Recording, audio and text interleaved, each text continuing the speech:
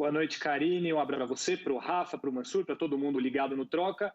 É isso mesmo, foi um dia bem agitado no Palmeiras, principalmente por conta dessa situação do Luiz Adriano. Em relação ao Luiz Adriano, ele testou positivo para o coronavírus na semana passada. Estava afastado dos treinamentos, estava cumprindo o isolamento. Detalhe que o Luiz Adriano testou positivo pela segunda vez. Lá no começo da pandemia, ele já tinha passado por esse problema. Ele testou positivo novamente, estava em isolamento, só que ontem ele foi, segundo o próprio, levar a mãe dele ao mercado, que fica ali num shopping do lado do estádio do Palmeiras, e na entrada do shopping, na entrada do mercado, ele acabou atropelando um pedestre. Ele teve que descer do carro, as pessoas na rua, muito ele fora do carro, prestando socorro. Vale ressaltar que ele prestou socorro a essa pessoa que ele atropelou. Tá tudo bem essa pessoa, só que ele não deveria estar fora de casa porque ele estava cumprindo esse isolamento. O Palmeiras tomou ciência do que aconteceu, inclusive foi do lado do clube, tinha seguranças do Palmeiras ao lado dele naquele momento, tomou ciência, chamou o Luiz Adriano para uma conversa, o jogador foi multado. Essa multa vai ser revertida em doação de cestas básicas para instituições carentes, mas o fato é que o Luiz Adriano foi punido, sofreu uma multa ou uma punição por ter descumprido essas regras do Palmeiras. O Ramires, quando jogava no ano passado, já tinha sofrido uma multa por ter participado de uma festa sem máscara, com aglomeração. O Palmeiras é um clube que tem feito um controle, uma testagem muito grande com relação ao coronavírus, e os jogadores, às vezes, acabam pisando na bola nesse sentido. Foi a vez do Luiz Adriano, está fora do jogo da Recopa Sul-Americana amanhã contra o Defensa e Justiça por conta da infecção pelo coronavírus, mas está multado, vai ter que pagar essa multa por ter descumprido esses protocolos que o Palmeiras impõe de isolamento para estar infectado, Karine. Crepaldi, a gente vai refazer a conexão com você, que está dando umas travadinhas. Faz parte, né, gente? Todo mundo em casa, obviamente, com distanciamento social, faz parte. Mas, enquanto isso, eu escuto o Mansur e o Rafa sobre as informações que você trouxe envolvendo o Palmeiras, o Luiz Adriano e o protocolo que não foi respeitado, infelizmente. Na verdade, o que a gente vem vendo constantemente, enquanto o futebol luta pela sua continuidade a todo custo, o próprio futebol fabrica a argumentação a favor, que vai dando munição àqueles que entendem que o futebol precisa parar ou que é muito arriscado prosseguir com as competições. Porque um dia é jogador no mercado que testou positivo, outro dia é jogador em cassino, por vezes são jogos que obrigam times a viajar 2.000 quilômetros em sucessivos adiamentos de partidas, e na volta das equipes para suas cidades você descobre surtos de 15, 16 atletas ou membros da comissão técnica.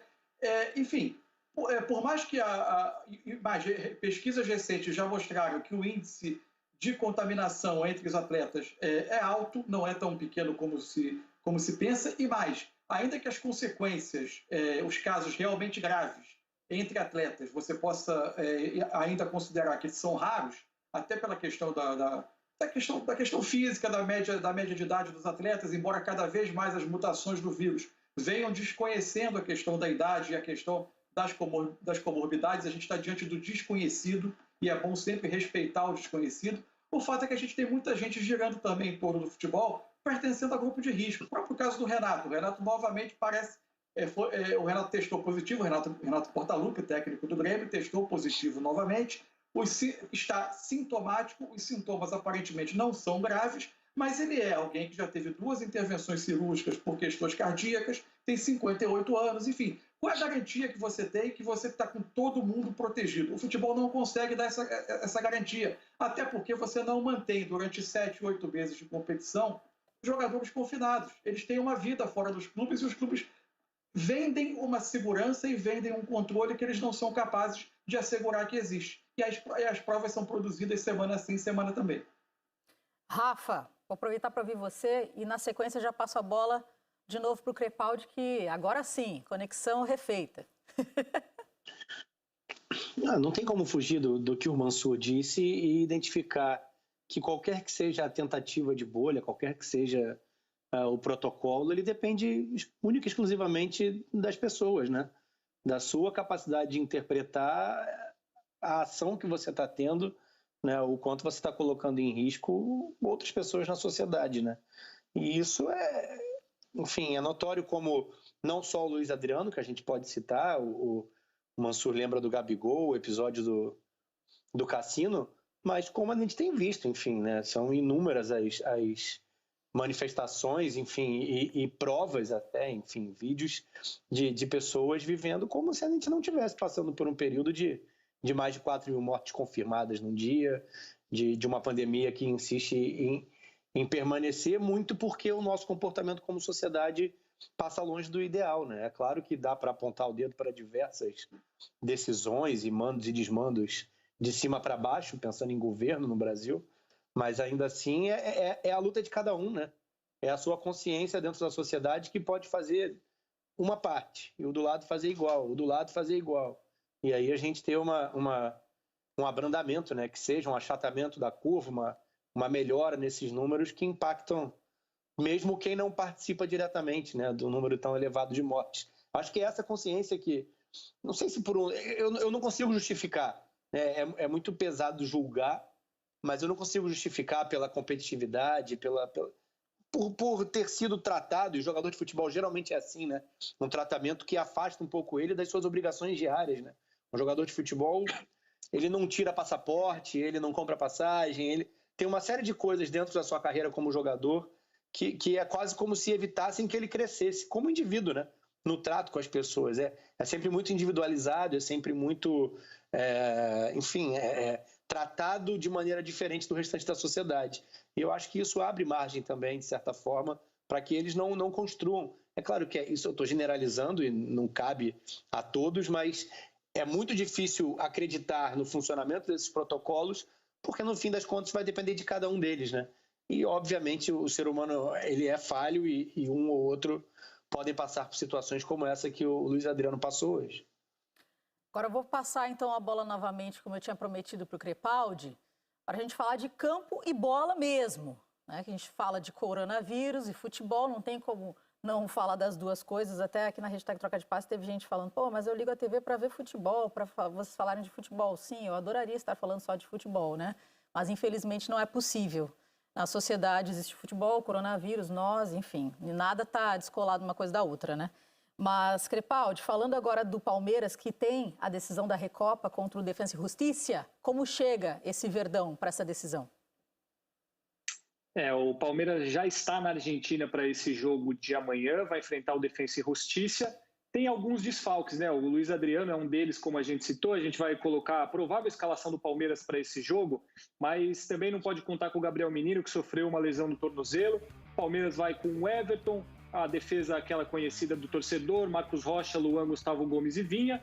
Aí no meio de campo, Felipe Melo com o Patrick de Paula ou Zé Rafael, e o Rafael Veiga fazendo aquela armação. No ataque, Breno Lopes ou Wesley, o William do outro lado e o Rony fazendo esse papel que pertence ao Luiz Adriano, de centroavante, não efetivamente na prática, né? Mas ele, aquele falso 9, como ele jogou muitas vezes no ano passado, e teve um ótimo desempenho, inclusive. Então o Palmeiras vai com essas novidades, digamos assim, sem saber ainda se vai poder contar com o Zé Rafael e com o Wesley, que são jogadores que fizeram um trabalho específico de recondicionamento agora durante essa pré-temporada, digamos assim, que o Palmeiras deu férias divididas para o elenco.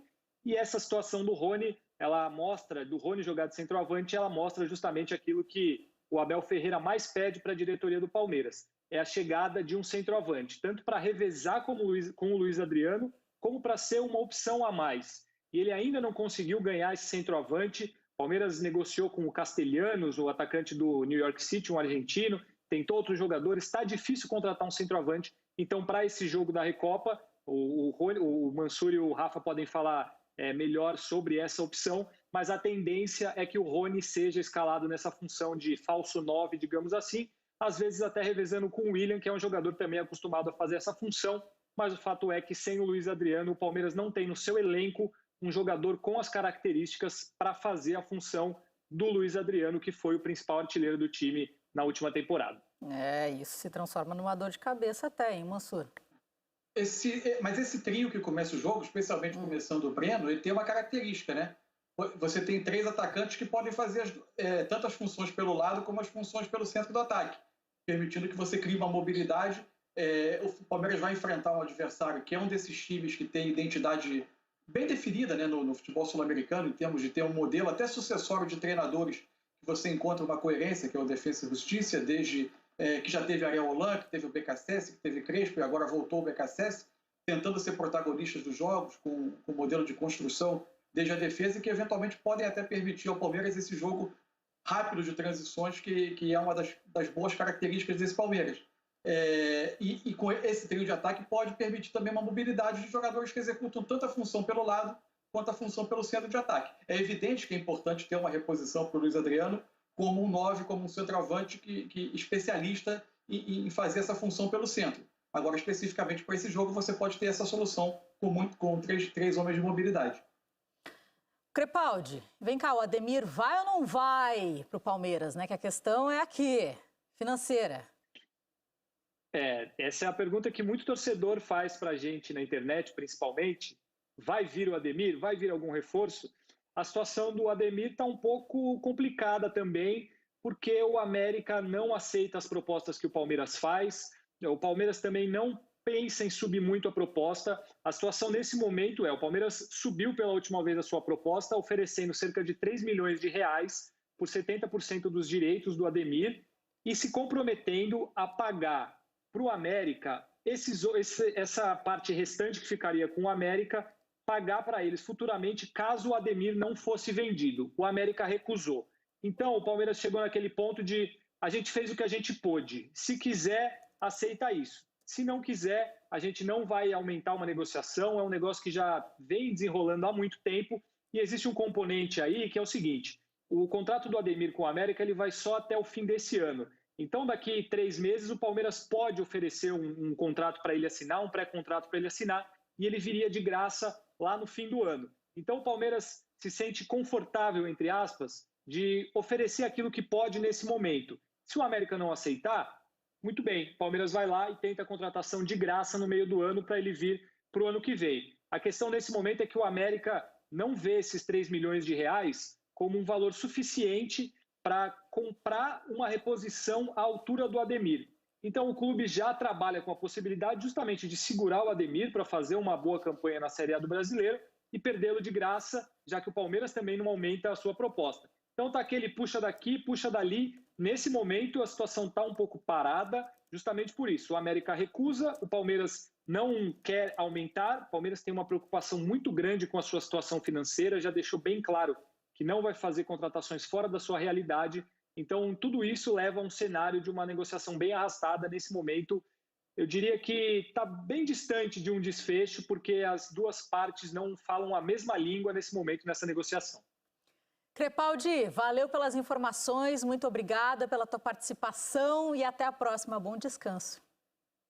Obrigado, Karine. Um abraço para todo mundo, bom programa por aí. Valeu! A gente viu que o Palmeiras tem a Recopa, primeiro jogo agora, e depois no domingo tem Supercopa do Brasil, que é o encontro do campeão da Libertadores com o campeão brasileiro. Portanto, Palmeiras e